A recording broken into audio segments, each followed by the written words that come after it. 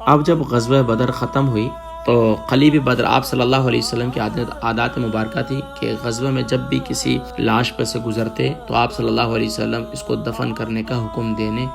اور مشرکین کی لاشیں بہت زیادہ تھیں تو آپ صلی اللہ علیہ وسلم نے اپنے صحابہ کو تکلیف میں ڈالنا مناسب نہ سمجھا۔ ان میں قریش کے 24 سرداروں کو ایک نہایت گندے اور ناپاک کنویں میں ڈال دیا گیا، اور وہ کنواں بنو نجار کے ایک شخص نے کھودا تھا، اور باقی اسی جگہ ڈال دیے گئے، اور ان کی اجتماعی قبر جو ہے بنا دی گئی۔ اب وہاں پر جو ہے سعودی گورنمنٹ نے وہاں ٹوائلٹ بھی بنا دی گئی ہیں، پہلے بنائے تھے، اب وہاں مختلف جو ہے وہ اس میں اقوال ہیں، لیکن الحمدللہ سب واصل جہنم ہو گئے، اور آج بھی اسفل سافلین جو ہے وہ جہنم کی تہہ میں وہ پہنچ رہے ہیں، اپنے جو ہے کیے کا جو ہے وہ بدلہ انہیں مل رہا ہے۔ بہرحال اب مال غنیمت کی تقسیم کا معاملہ ہے۔ 3 دن آقا علیہ الصلوۃ والسلام اور صحابہ نے بدر میں قیام فرمانے کے بعد مدینہ منورہ کی طرف روانہ ہوئے۔ مال غنیمت بھی ساتھ تھا، اور سیر نامی ٹیلے پر ایک بڑے درخت کے پاس آپ صلی اللہ علیہ وسلم نے قیام فرمایا۔ اسی جگہ پر مال غنیمت کی مساوی تقسیم فرمائی، اور پھر اس کے بعد یہاں سے جو ہے مدینہ المنورہ تشریف لے گئے۔ تو سبحان اللہ، یہاں پر نبی کریم صلی اللہ علیہ وآلہ وسلم کے سبحان اللہ پیارے صحابی سیدنا عبیدہ بن حارث، وہ وادی صفرا میں ان کا جو ہے وہاں پر ان کا مقبرہ بھی ہے، اور ایک اور موقع پر آقا علیہ الصلوۃ والسلام نے سبحان اللہ ایک مقام پر سے تشریف، کئی دفعہ گئے اس مقام پر سے، لیکن ایک بار جو ہے وہاں گئے، اور صحابہ نے فرمایا یا رسول اللہ صلی اللہ علیہ وسلم، ہمیں مشک کی خوشبو آ رہی ہے، تو آپ صلی اللہ علیہ وسلم نے فرمایا کہ وما یمنعکم وہاہنا قبر ابی معاویہ،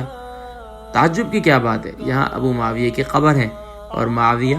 عبیدہ بن حارث کی کنیت ہے۔ اللہ اکبر۔ تو بہرحال بدر سے مدینہ منورہ جاتے ہوئے سڑک الواسطہ سے یعنی کہ ہم ہوتے ہوئے تقریباً 25 کلومیٹر کے فاصلے پر جو ہے یہاں پر ایک کچا راستہ ہے، اس سے آگے ایک پرانے کنویں کے قریب جو ہے قدیم یہاں پر ایک قبرستان ہے، وہاں سیدنا عبیدہ بن حارث رضی اللہ تعالیٰ عنہ کی قبر انور اور مزار پر انوار ہے۔ بہرحال یہ وادی صفرا کہلاتی ہے، اور آقا علیہ الصلوۃ والسلام متعدد بار اس وادی سے گزرے، اور جب بھی یہاں سے گزرے تو آقا علیہ الصلوۃ والسلام سبحان اللہ یہاں پر ضرور جو ہے وہ رکتے، اور سبحان اللہ صحابہ کو یاد کرتے۔ غزوہ بدر میں کل 14 صحابہ شہید ہوئے، 13 شہدائے بدر میں مدفون ہیں، اور ایک صحابی یعنی 13 جو ہے وہ شہدائے بدر میں مدفون ہیں، اور ایک صحابی صفرا میں دفن ہوئے۔ اب شہر بدر سے نکلے تو اب ہمیں اس مقبرے کی تلاش تھی، لیکن بڑی افسوس کے ساتھ کہ ہم اس مقبرے تک نہیں پہنچ سکے۔ الحمدللہ یہ وادی بدر اور میدان بدر حق و باطل کا جو مارکہ تھا، الحمدللہ اس حوالے سے جو اس وقت میرے پاس معلومات تھی وہ آپ تک پہنچا دی گئی۔ اللہ تبارک و تعالی ہم سب کو، جس طرح اس وقت امت مسلمہ بے سر و سامانی کے عالم میں ہے، اللہ تبارک و تعالی امت مسلمہ کو بھی فتح و نصرت سے نوازے۔ یہاں ہمیں میدان بدر سے یہ سبق ملتا ہے کہ اسباب ضرور اختیار کریں، لیکن سبب پر مکمل یقین نہ کریں۔ کفار کو اپنے بڑا گھمنڈ تھا، بڑا غرور تھا، مال و دولت بھی تھے، اسباب بھی تھا، سب کچھ تھا، لیکن اللہ رب العالمین نے ایسی انہیں شکست فاش دی کہ سبحان اللہ آج تک مسلمان